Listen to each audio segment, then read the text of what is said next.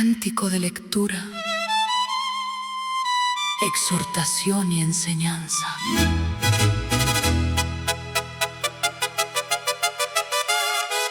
Este pasaje es una de las joyas más profundas de las epístolas pastorales. A simple vista, parece una lista corta de tareas para un joven pastor.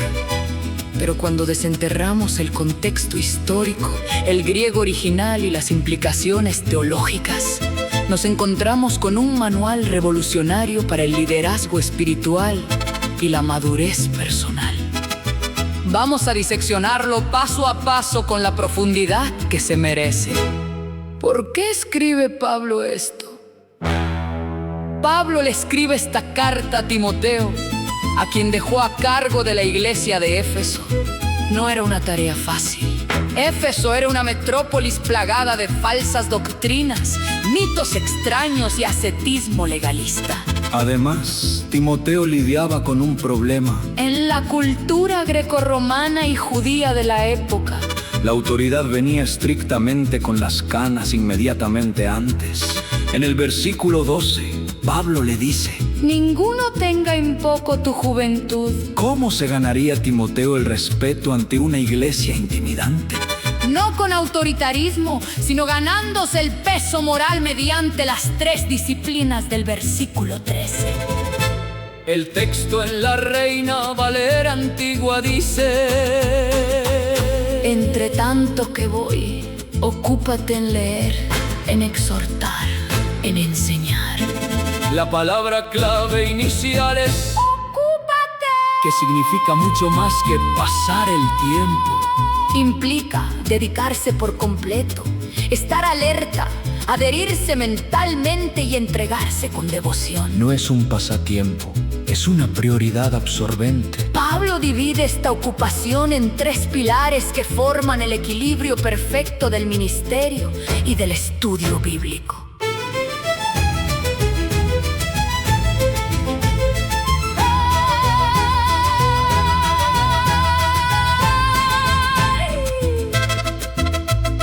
En el siglo I, la gente no tenía Biblias personales en sus casas. Los rollos eran caros y escasos. Se refiere específicamente a la lectura pública de las Escrituras en voz alta para la congregación. Era el acto de poner la misma palabra de Dios en el centro del oído del pueblo. No significa regañar o reprender con dureza. Viene de la misma raíz que Paráclito. Llamar al lado de uno, animar, consolar e impulsar a la acción. Es la aplicación práctica de lo que se leyó. Apela directamente a la voluntad y a las emociones del oyente para que viva la verdad. se refiere a la doctrina, la instrucción sistemática e intelectual de las verdades de la fe. Mientras la exhortación mueve el corazón, la enseñanza instruye la mente. Es explicar el porqué de las cosas, desglosar la teología y proteger a la iglesia de los errores doctrinales que la rodeaban. Si miramos bien, Pablo le está dando a Timoteo una estructura perfecta para el crecimiento espiritual que sigue siendo vital hoy en día. Todo comienza con la revelación pura de Dios. El líder o estudiante No inventa el mensaje, se somete a la escritura. La pura información sin aplicación se vuelve fría y académica. La exhortación le pone pies, corazón y urgencia al conocimiento. La pura emoción sin doctrina se vuelve fanatismo, sentimentalismo inestable. La enseñanza le da raíces profundas a la fe para que no se tambalee ante las crisis. Hay una doble capa preciosa aquí para que Timoteo pudiera pararse públicamente a leer, exhortar y enseñar. Primero tenía que hacerlo en privado. Un ministro no puede exhortar con poder si primero no ha sido consolado por Dios. No puede enseñar doctrina si primero no ha pasado horas quemándose las pestañas estudiando los rollos en privado, como bien resume el versículo 15. Un poco más adelante, Medita en estas cosas ocúpate en ellas para que tu aprovechamiento sea manifiesto a todos. El respeto a su juventud no nacería de un título, sino de que todos verían cómo su vida privada alimentaba su autoridad pública.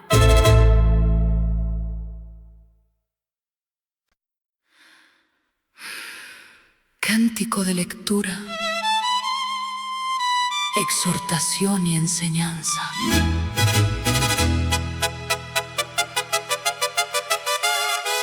Este pasaje es una de las joyas más profundas de las epístolas pastorales.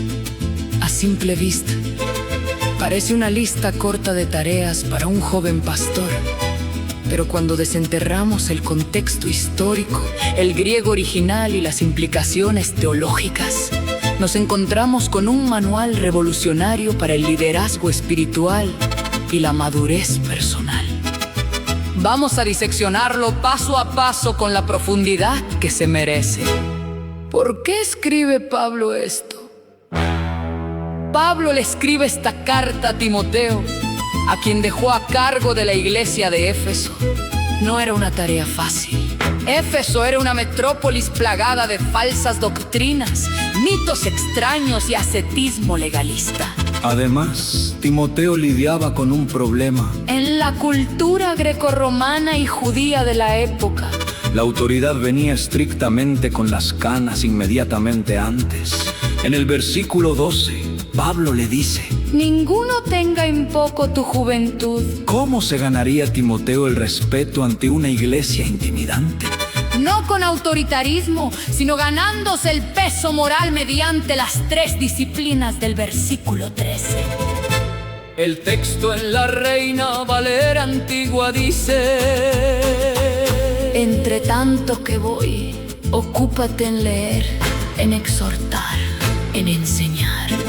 La palabra clave inicial es ¡ocúpate! que significa mucho más que pasar el tiempo.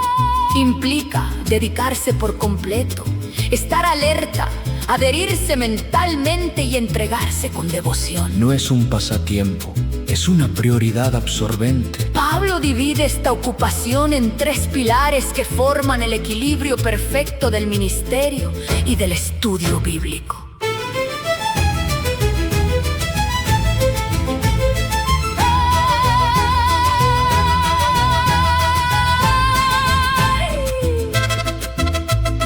En el siglo I, la gente no tenía Biblias personales en sus casas. Los rollos eran caros y escasos. Se refiere específicamente a la lectura pública de las Escrituras en voz alta para la congregación.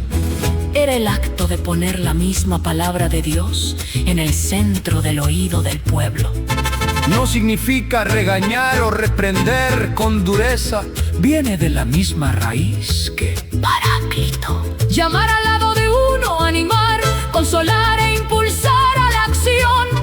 Es la aplicación práctica de lo que se leyó. Apela directamente a la voluntad y a las emociones del oyente para que viva la verdad.